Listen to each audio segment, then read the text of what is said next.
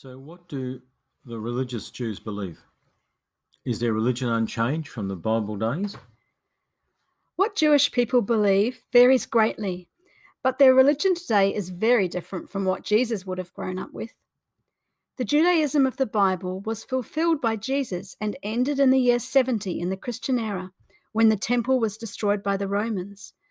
With the temple gone, most of the laws could no longer be kept.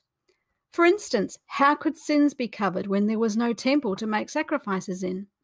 And so Judaism was in crisis. Towards the end of the first century, the rabbis met together and rewrote the religion.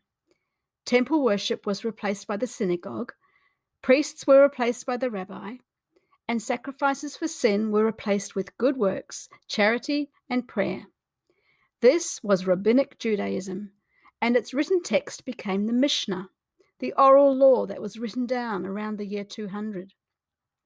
The commentary on that Mishnah, that was written over the following few hundred years, was named the Gemara, and together the Mishnah and Gemara make up the Talmud.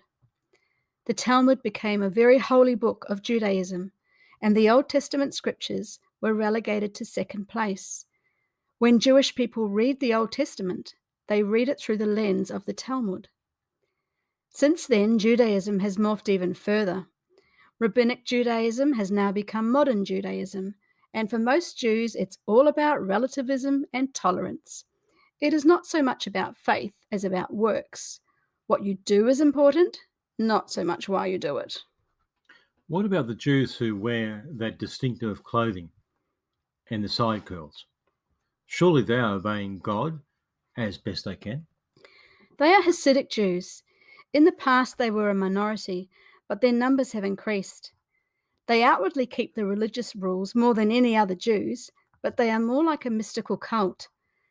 They are sometimes called ultra-Orthodox, but their beliefs are very unorthodox, including things like reincarnation and numerology.